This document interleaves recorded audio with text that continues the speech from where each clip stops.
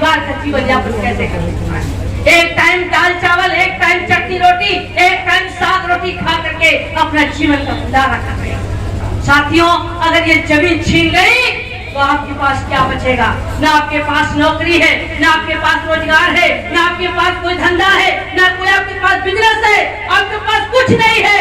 सब हमारे समाज को एक गुलाम बनाने की इनकी तैयारी है। ये पुनः ये जमींदारी प्रथा लाना चाहते हैं। ये सारे गरीबों की जमीन को छीन कर 100-100 बीघे के प्लाट बना करके और वो जमींदार बना करके उससे ये खेती कराएंगे। हमारे लोगों की खेती ये छीनने की पूरी तैयारी हो रही है। साथियों, जिनको आवास, जिसको पट्टा मिला है खेती करने के लिए जो आपको पट्टा की जमीन मिली है, वो पट्टे की जमीन भी खारिज हो रही है।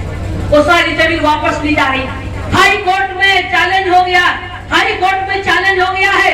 हाई कोर्ट में चैलेंज करा करके जज से कह करके आपके खिलाफ ऑर्डर कराया जा रहा है। विश्वास नहीं है तो आपके इसी ब्लॉक में ही पूर्वा के अंतर्गत ग्राम मटही कला गाँव है। मटही कला गाँव से कुछ लोग आए हैं साथी, कुछ लोग इसमें बैठे भी होंगे। मटही कला गांव से आए हैं। मटही कला गांव में सैकड़ों लोगों की जमीन, सैकड़ों लोगों के नाम से पट्टे बने थे। उस पट्टे की जमीन पर लोग अपना खेती करके अपने परिवार का जीवन यापन करते थे और उस जमीन पर पीएससी लगा करके और सारे पट्टे की जमीन छीन ली गई। लोग चिल्लाते रह गए, दौड़ते रह गए। जमीन आज किसी के पास नहीं। साथियों, सब वापस ले लेंगे। साथियों, आज आप लोग देख रहे हैं कि आज बिजली का बिल, जो बिजली थी, लोग बिजली चला करके पंखा चलाते थे, कूलर चलाते थे, एसी चलाते थे, टीवी देखते थे, सारी सुख सुविधा गांव में हुआ जाया करती थी। आज बिजली भी प्राइवेट कर दी गई और जब प्राइवेट बिजली हो गई तो आप बिजली का कनेक्शन आपने लिया है और आपके पास इतना बिल वो दे देंगे कि आप बिजली का बिल नहीं जमा कर पाओगे। आपको कनेक्शन मजबूरी में कटवाना पड़ेगा और जब बिजली का कनेक्शन कटवा दोगे तो आपको अंधेरे में रहने पड़ेगा। इतना आपके पास पैसा भी नहीं होगा कि आप मिट्टी का तेल खरीदें, इतना पैसा भी नहीं होगा कि आप व्यवस्था करके और लाइट चला। ये हमारे लोगों को अंधेरे में रखने की साजिश हो रही है। आज आप लोग देख रहे हैं कि कोरोना बीमारी का भय दिखा करके, डर दिखा करके हमारे बच्चों का स्कूल बंद कर दिया गया।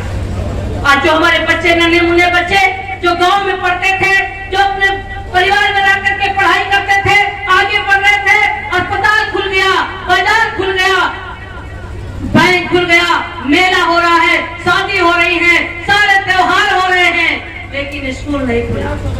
उस गरीबों के बच्चों, आज जो बड़े लोग हैं, उनके बच्चे इंटरनेट से पढ़ाई कर रहे हैं, नेट से पढ़ाई कर रहे हैं, मोबाइल से पढ़ाई कर रहे हैं और गरीब के बच्चे के पास मोबाइल की व्यवस्था नहीं है, नेट की व्यवस्था नहीं है, बिजली की व्यवस्था नहीं है, स्कूल बंद है। आज उनके बच्चे का भविष्य खतरे में हो गया। आज हमारे बच्चों का भविष्य खतरे में हो गया। सब कुछ हमारे छीनने की साजिश हो रही है। कब जागोगे साथियों, कब जागोगे? नौकरी खत्म हो गई। जो आरक्षण के तहत आपको नौकरी मिली थी, नौकरी खत्म कर दी गई। अब हमारे लोगों को नौकरी नहीं मिलेगी।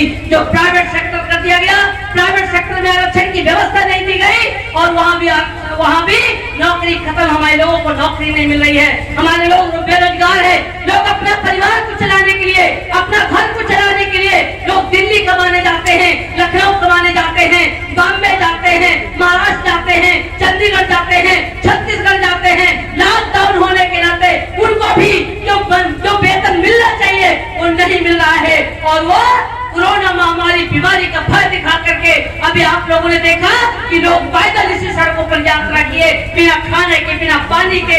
आज गरीब समाज के लोग पैदल 100-100 किलोमीटर, 500-500 किलोमीटर लोग पैदल चल करके अपने घर पर पहुंचे, लेकिन सरकार ने उनकी मुहैया नहीं कराया। ये बीजेपी आरएसएस की सरकार आपकी परीक्षा ले लिया है और देख लिया है कि आंदोलन नहीं कर सकते, ये लड़ाई नहीं लड़ सकते। इनके खिलाफ कितना भी हम अत्याचार करेंगे, कितना भी इनका अधिकार छीनेंगे, इनकी गुलामी एक गुलाम बना देंगे। ये परीक्षा आपकी शुरू हो गई। जो हमारे ठेले वाले, जो हमारे बाजार में जो ढाबली खोल करके, जो मोची का काम करके, जो सब्जी का काम करके, जो चना तबेला का काम करके, जो चप्पल का काम करके और अपना परिवार को चला रहे हैं, ये सब खत्म होने जा रही है। ये सब खत्म होने जा रही है। जैसे कोरोना महामारी में आप लोगों ने देखा कि एसडीएम के माध्यम से कहा गया कि यही दुकान पर आपको सौदा लेना है, बाकी दुकानें सब बंद हो गई। उसी तरीके से एक ही दुकान खुलेगी, मजबूरी में आपको उसी दुकान पर सामान लेना पड़ेगा, सारे धंधे बंद हो जाएंगे। साथियों, यहाँ तक नहीं, अभी आपको पता नहीं कि मेरे साथ क्या हो रहा है। हमारे बहुजन समाज के लोगों का जो चुनाव लड़ने का अधिकार था उसे भी खत्म किया जा रहा है। आप लोगों ने सुना होगा कि कहा जा रहा है जो कक्षा 8 पास होंगे वही चुनाव लड़ेंगे, जो कक्षा 8 पास नहीं होंगे वो चुनाव नहीं लड़ेंगे। कक्षा 8 पास कौन नहीं है? गौरी, चमार, पासी, खटी, धोबी, महावत, कंजर, बहलिया, बिजबासी, कुर्मी, अहिर, सनार, लोहार, कार, निसार, कांदू, कलवार और मुसलमान और माँ बहने, यही तो पढ़ी लिखी नहीं है। इन्हीं को रोका जा रहा है, इन्हीं को रोका जा रहा है। कहा जा रहा है कि जो 8 पास नहीं होंगे वो चुनाव नहीं लड़ेंगे। दूसरा कहा जा रहा है कि जिनके 2 बच्चे से 3 बच्चे होंगे वो कोई चुनाव नहीं लड़ सकते। ये किसको रोका जा रहा है? ये किसको रोका जा रहा है? तीसरा कानून और लाने जा रहे हैं कि जो कक्षा 5 पास होगा वो वोट देगा, जो कक्षा 5 पास नहीं होगा वोट नहीं देगा। हमारे पिछड़ी जाति के लोग, हमारे अनुसूचित जाति के लोग, हमारे मुस्लिम समाज के लोग, हमारी मातृशक्ति यही पढ़े लिखे नहीं है, इन्हीं को वोट देने से भी वंचित करने की साजिश हो रही है। साथियों, जागो, कब जागोगे? हमारी कोई व्यक्तिगत लड़ाई बीजेपी से नहीं थी, हमारी विचारधारा की लड़ाई थी। हमारी बाबा साहब डॉक्टर भीमराव अम्बेडकर जी ने जो संविधान में हमको अधिकार दिया था, आरक्षण दिया था, आजादी दिया था, ये आजादी छीन रहे थे। इसलिए मैंने बीजेपी जैसे पार्टी को लात मार दिया कि ऐसी पार्टी हमें नहीं चाहिए जो हमारे बहुजन समाज की आजादी छीन रहे हो, हमारे बहुजन समाज का अधिकार छीनने जा रहा हो। साथियों, एक महिला हमारे सामने आई है, प्रयागपुर की है, जरा आ जाए इधर। सुमन, अगर सुमन बैठी है तो आ जाए। ये सुमन महिला है, मैं आपको पेश करना चाहती हूँ। ये प्रयागपुर ब्लॉक की रहने वाली है, कैसरगंज लोकसभा पड़ता है, बहराइच जिला पड़ता है। ये सामान सीट पर इनके पति प्रधान थे, मौजूदा इनके पति प्रधान थे और दोबारा फिर चुनाव सामान सीट हो गया। उस सामान सीट पर वो चुनाव लड़ रहे थे, उसी सीट पर वो चुनाव लड़ रहे थे कि सामान सीट पर हम चुनाव लड़ेंगे। वहाँ के कुछ ब्राह्मण समाज के लोगों ने कहा कि तुमको चुनाव में नहीं लड़ने दूंगा। उसने कहा कि यार आरक्षण के तहत भी हम जीत सकते हैं, सामान सीट पर भी हम चुनाव लड़ सकते हैं, हम चुनाव लड़ेंगे। 16 तारीख को उनका नामांकन था और 15 तारीख की रात इनके पति की हत्या कर दी गई। इनके पति की हत्या कर दी गई। इनके 2 बच्चे हैं, कहाँ हैं? इनके छोटे छोटे, एक बेटा 8 साल का है और एक बेटा 10 साल का है। एक बेटा 8 साल का है, एक बेटा 10 साल का है, 2 बच्चे हैं और इनकी पति की हत्या कर दी गई। इस नाते कर दी गई कि सामान सीट पर तुम्हारी हिम्मत कैसे पड़ी कि तुम चुनाव लड़ो, इसलिए उसकी हत्या कर दी गई। साथियों, हम लोगों को सूचना मिली, मैं भाग करके गई थाने, मैं भाग करके इनके वहां पर गई। रात में आनंद फानन में लाश को दफनाने की कोशिश की गई। हमने कहा फोन कर दिया किसी कीमत पर रात में लाश नहीं दफनाया जाएगा, सुबह हम लोग आएंगे, मिट्टी देंगे। हम लोग जो पहुंचे रास्ते में रोक लिया गया। हुज्जत, बड़ी हुज्जत के बाद मौके पर पहुंचे, हम लोगों ने लाश लेकर के धरने पे बैठ गए और धरने पे बैठने के बाद डीएम एसपी वहां पर पहुंचकर आश्वासन दिया कि हम इनको 25 लाख रुपए देंगे, हम नौकरी देंगे, इनकी सुरक्षा देंगे, हम जल्दी खुलासा करेंगे। लेकिन 2-3 महीने हो रहा है, अभी खुलासा नहीं हुआ, अभी खुलासा नहीं हुआ। अब उनको बचाने की साजिश हो रही है, बीजेपी के लोग उसको बचाने की साजिश हो रही है, अभी तक खुलासा नहीं हुआ। साथियों, अभी परसों की घटना है, अभी परसों की घटना है बहराइच में ही जरवल पड़ता, आप लोग जरवल जानते होंगे। वो गुरसागर चाचा जी आए, खड़े हो जाए, गुरसरन चाचा जी, ये गुरसरन चाचा जी हैं, इन्हीं शेरनी के वहीं के मामला है, बैठ जाए। इनके वहीं के मामला है, केनोई गांव है, उसी गांव में हमारे प्रधान जी अनुसूचित जाति के प्रधान थे, पहले प्रधान थे और दोबारा फिर वो सामान सीट हो गई। वो सामान सीट हो गई, सामान सीट पर चुनाव लड़े और बहुत बम्पर वोट से वो द्वारिका प्रसाद जी चुनाव जीत करके आए। अभी चुनाव जीते, अभी मात्र महीने 1.5 महीना हुआ, अभी महीने 1.5 महीना हुआ। उनको परसों, उनको 17 तारीख को उनको गोली मार दी गई और ये कहकर गोली मार गई कि तुम्हारी हिम्मत कैसे पड़ी कि तुम सामान सीट पर चुनाव लड़ कर आए। तुम्हारी हिम्मत कैसे पड़ी? तुम जीत करके तुम प्रधानी नहीं तुमको करने देंगे, तुमको प्रधानी नहीं कर देंगे। एक ही लड़का उनका है, एक शिक्षा मित्र है, उनकी बहू है, वो आंगनबाड़ी में है। उनको लगा बड़ी साजिश के तहत कि इनकी हत्या कर देंगे तो इनका बहू बेटा दोनों नौकरी में चुनाव लड़ेंगे नहीं, इनको दहशत में डाल देंगे, समाज को दहशत में डाल देंगे। इनकी हिम्मत नहीं पड़ेगी कि ये चुनाव लड़े और उस समाज से प्रथम चुनाव जीत करके आएंगे। उनके पति की हत्या करते, उनके द्वारका प्रसाद जी की हत्या कर देंगे। यही बहरेज की घटना है साथियों। गोंडा में आप लोगों ने देखा होगा, एक गोंडा में महिलाओं के ऊपर तेजाब डाल करके उनको जिंदा जलाया जाता है। हमारी बहन उन्नाव में बैठी जाती है घास काटने के लिए खेत में, उसको दबा करके उसके साथ बलात्कार करके और जबरदस्ती उसको जहर पिला दिया जाता है, मौत के घाट उतर जाती है। हाथरस में जाती है, अपना माँ के साथ भाई के साथ इलाज घास काटने के लिए उसकी हत्या कर दी जाती है, उसकी जुबान काट दी जाती है, रीढ़ की हड्डी तोड़ दी जाती है। पूरा देश में आंदोलन हुआ, तब जा करके उसको न्याय मिला। साथियों कहाँ तक घटना बताओ? आपके ही क्षेत्र में तमाम निरंतर घटनाएं हो रही हैं। कब जागोगे, कब उठोगे?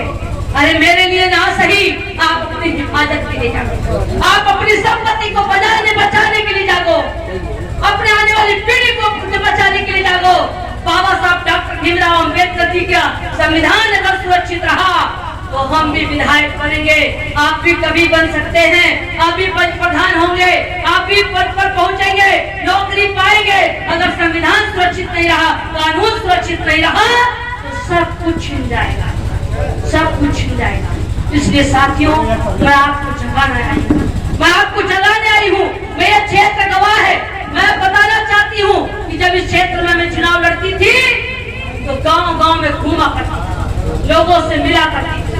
कभी मैंने नहीं कहा कि तुम फला से मिलो या हमारे चाचा से मिलो, वो काम करेंगे। डायरेक्ट लोग मुझसे मिलते थे और मैं आप लोगों से मिलती थी। जब भी जरूरत पड़ती थी, चाहे कोई भी टाइम, बिना पूछे आप लोग मेरे घर आते थे और मैं आपसे मिलती थी, आपके काम के लिए हमेशा खड़ी रहती थी। आपकी जरूरत पड़ता था, हर सुख दुख में, शादी विवाह में, हर कार्यक्रम में आपसे कंधे से कंधे मिलकर, आपकी बहन बनकर, आपकी बेटी बनकर मैं आपका सेवा करने का काम किया। सब किसी को मैंने दिल नहीं दुखाया, कभी मैंने घमंड नहीं किया, कभी किसी को मैंने डराया नहीं। मैं आपके बीच में आपका नौकर बनकर, आपका सेवक बनकर मैंने आपका काम किया। मैं आपके बीच में रही, आपके पेट में बैठकर, जमीन पर भी मैंने रोटी खाई है, गली गलियारों में घूमकर, पैदल चल करके, नंगे पांव चल करके मैं चली हूँ। आप लोगों ने मुझे स्नेह दिया, आशीर्वाद दिया, प्यार दिया, मुझे चुनाव जिताया। मैं आपके बीच में भी, मैं डंके की चोट पर, मैं यहाँ भी लड़ती हूँ, यहाँ डीएम हो, एसपी हो, यहाँ भी मैं लड़ती हूँ, थाने का भी घेराव करती हूँ, तहसील का भी घेराव करती हूँ और लोकसभा में, विधानसभा में पहुंची हूँ तो मोदी का भी मैंने नकेल कसने का काम किया है, योगी का भी मैंने नकेल कसने का काम किया है। आपकी लड़ाई, मैं आपकी बहन, आपकी बेटी, आपके बीच में रह करके मैं आपकी बेटी बनकर मैं लड़ाई लड़ी हूँ। तो दिल्ली में भी, लखनऊ में भी जाकर के मैं आपकी सेवा के लिए, आपके विकास के लिए, आपकी सुरक्षा के लिए, आपकी आजादी के लिए, आपकी हिफाजत के लिए मैंने मोदी जी से जब जंग लड़ी, मोदी ने मेरी बातों को अनसुनी किया तो मोदी जैसे पार्टी, मोदी जैसे लोगों को मैंने लात मार दिया कि ले जाओ तुम अपनी पार्टी, ले जाओ सांसद पर, ऐसा पद नहीं चाहिए जहाँ अपने बहुजन समाज को बचा न सके, अपनी आजादी को बचा न सके, अपने अधिकार को न बचा सके। इसलिए साथियों मैं आप लोगों से हाथ जोड़कर मैं अपील करूंगी कि आप लोग समय रहते जागो। हमारी बहुजन समाज की आजादी बहुत बारीकी से खत्म हो रही है। हम अगर समय रहते हम गांव को, समाज को नहीं जगाएंगे, आपको नहीं जगाएंगे, आप नहीं जागेंगे तो हमारा सब कुछ छिन जाएगा, सब कुछ लुट जाएगा। और उस समय तब बोलोगे अगर 2024 और 2022 और 2024 अगर हम बीजेपी को नहीं रोका तो 2024 के बाद हम संविधान को नहीं बचा पाएंगे। इसके लिए हमको गांव-गांव में काम करना होगा, इसके लिए हमें गली गलियारों में काम करना होगा। आज तो मैंने अपने बलहा विधानसभा क्षेत्र के केवल बलहा विधानसभा क्षेत्र के लोग हैं यहाँ। इस मौसम, खराब मौसम में भी बिना परमिशन का कार्यक्रम हो रहा था, बहुत लोगों को हम नहीं बुला पाए, लेकिन मैं कार्यक्रम करूंगी जहां लाखों की भीड़ होगी, जहां हमारे कार्यकर्ता जो वफादार ईमानदारी के साथ हमारे साथ खड़े हो रहे हैं, लाखों की संख्या में यहाँ बहुजन महापंचायत का कार्यक्रम मैं करूंगी। साथियों, केवल कोरोना महामारी बीमारी का ये जो दहशत है लोगों में, ये खत्म हो जाए। परमिशन मिलने लगे।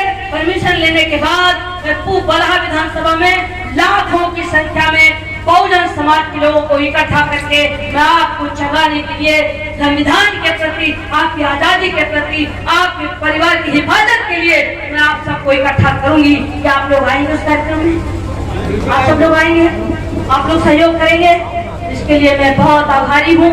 आज मैं बहुत बड़ा लेक्चर देने के लिए नहीं आई, क्योंकि हमारे लोग जहाँ जो साथी बैठे हैं ये गांव के लोग हैं, ये गांव के लोग हैं और परिवार, हमारे परिवार से जुड़े हुए लोग हैं। हम देश और विदेश की बात नहीं करेंगे।